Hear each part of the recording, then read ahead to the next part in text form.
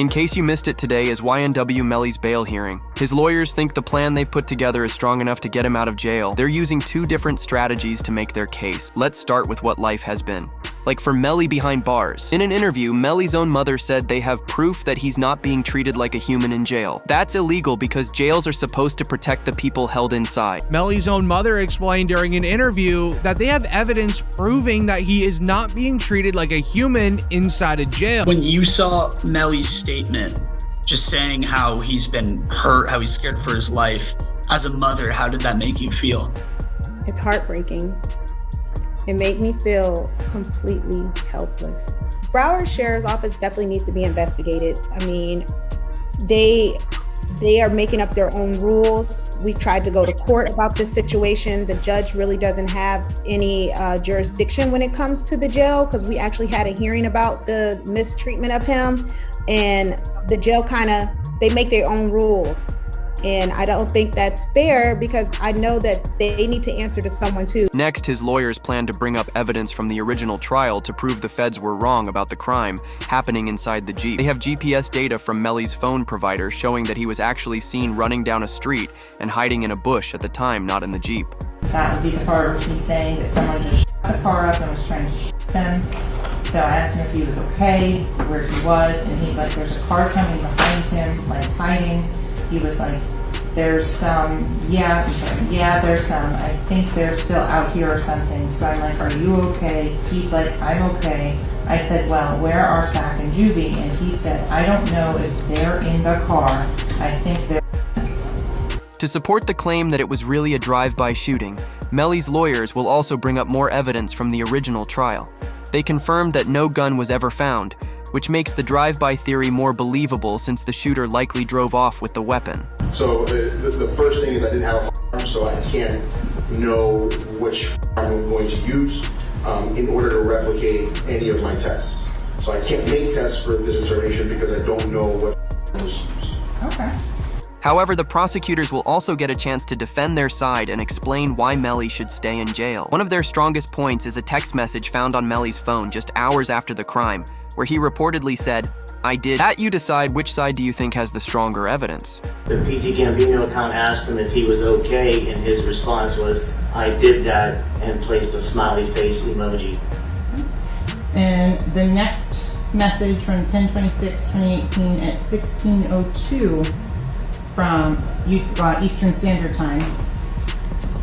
The YNW Melly account says what? After that, SHHHH. Also found on Melly's phone was a saved video from someone's Facebook Live. In the video recorded just 6 hours after the crime, Melly and Bortland can be seen dancing in a parking lot, showing a surprisingly casual reaction so soon after the incident.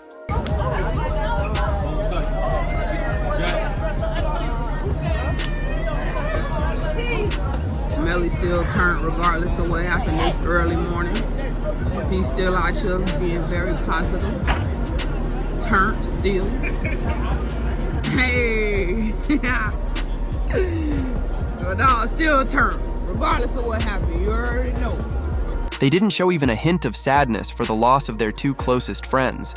But then a new and shocking piece of evidence came out revealed by a rogue YNW affiliate. He claimed that Melly's motive for the crime was money, saying Melly didn't want to keep sharing his finances with the other YNW members. Did Vaughn really tell you that Melly told him that he was two friends?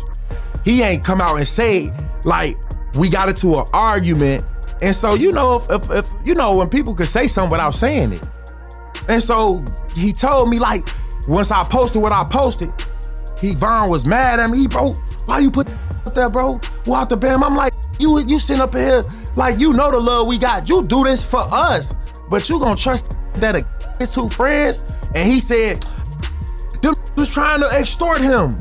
And so I'm like, if they was trying to extort him, then why are you still around them? This was supposed to be a secret that Melly told King Von. Sadly, Vaughn shared it with OBlack members before passing away, as YNW is a registered business. LLC, YW Melly and Bortland performed concerts, sold merch, did promotions, all in exchange for money. However, Sack Chaser and Juvie wanted a cut of the money but didn't do any work for it. However, the scariest part of it all is The prosecutors don't truly care if YNW Melly gets a bond until trial. This is because what they did with Melly's best friend WW Bortland and his ex-girlfriend Mariah Hamilton is going to ruin his entire life. They submitted paperwork to try Melly and Bortland together for the next trial, all for one specific reason. Issue here, and you can try them together. It is to the benefit of the state to try them together. It's just more efficient. You don't have to do things again and again. Do it all at once, and also you get a better chance of having them incriminate each other during the trial.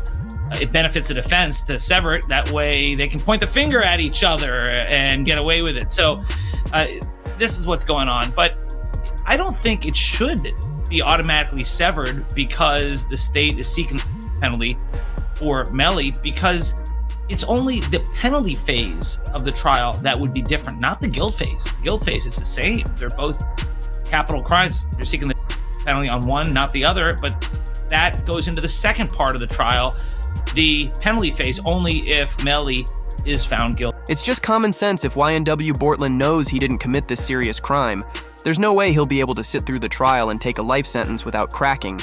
That's why many believe he might end up pointing the finger at Melly when things start to fall apart. But what most people don't know is that Melly's own lawyer already tried to place the blame on Bortland during the original trial. Those were his lies.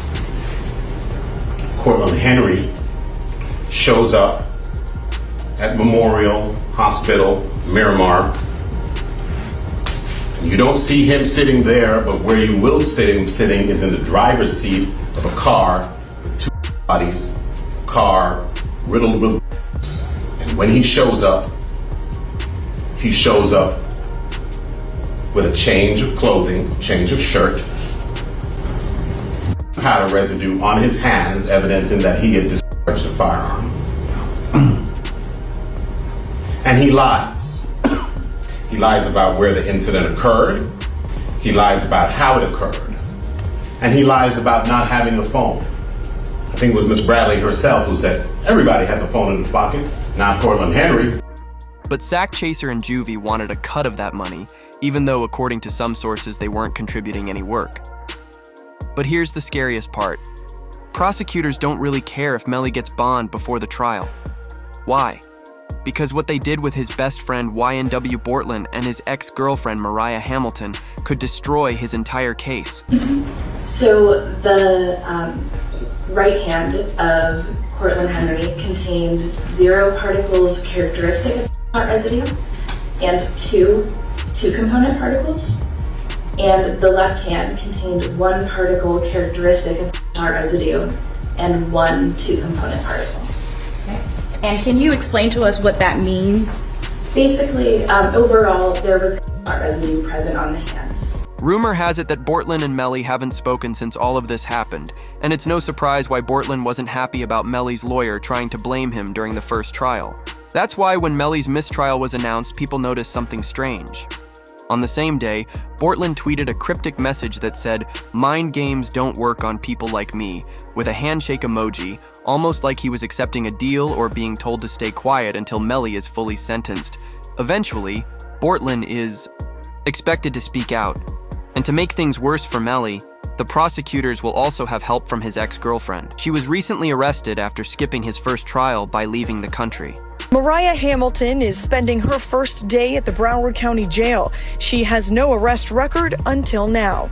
U.S. Border Patrol agents arrested her at Miami International Airport Monday after she arrived on an international flight. Court records show Hamilton was ordered to testify in Demon's first trial in 2023. So when Mariah finally returned to the U.S. and got arrested at the airport, she didn't stay in jail for long. She was quickly released and later posted a message saying, "Thank you to my village. I love you all so much.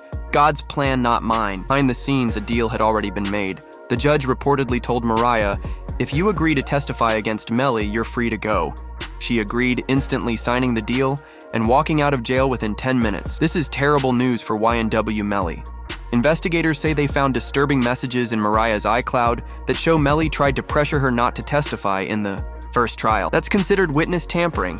and it carries a possible life sentence, even if Melly didn't actually kill Sackchaser and Juvie. The state filing 6 new charges against Demmons and 2 others who were allegedly involved. The charges include tampering with a witness, directing the activities of a criminal, solicitation or conspiracy to commit tampering, and unlawful use of a two-way communication device. Now, a couple of those charges actually carry a life in prison sentence if there's a conviction. There is actually a real possibility that Melly could get off if his lawyers find a way to beat the original case and have him declared innocent. However, if he's found guilty of witness tampering, he could still face life in prison. This would be a separate case from his original charges. The craziest part is how the feds found the witness tampering evidence. They started investigating Mariah after people in Melly's hometown began talking about her role in the crime on Facebook. Things got even stranger when YNW Juvie's father got involved. He started his own investigation, asking around town and talking to people in different areas. He even uncovered the code words Melly allegedly used to convince Mariah not to testify. Jamel Demmons, YNW Melly, and Cortland Henry, who is known as YNW Portland, are now charged with witness tampering. There was this kind of crazy way that Melly was communicating. He wasn't allowed to use the phone, but he was passing notes to people, and then this person's calling this person and then that person. Like to me, they going through extreme measures, trying to cover up or convince people not to testify, like Mariah mom. They was using code words like Rihanna and A$AP Rocky's baby mom. Due to him witness tampering with the jail phones, W. Melly has not been allowed to use a phone. My son has not been convicted of anything, and even other inmates that have been convicted or anything, they have the right to use a telephone. They have a right to be allowed to write letters to their loved ones, to receive their mail. They hold his mail, they don't give it to him. But if the evidence is true that Melly was using the jail phones to tamper with witnesses, that's why the authorities have kept him off the phones. We're talking about the police here, and they must have solid proof that Melly was involved. They wouldn't just keep him off the phones based on a hunch, because that could lead to a lawsuit. So the big question is, do you think this evidence is enough to get Melly released, or is he staying in jail? Comment down below with your thoughts.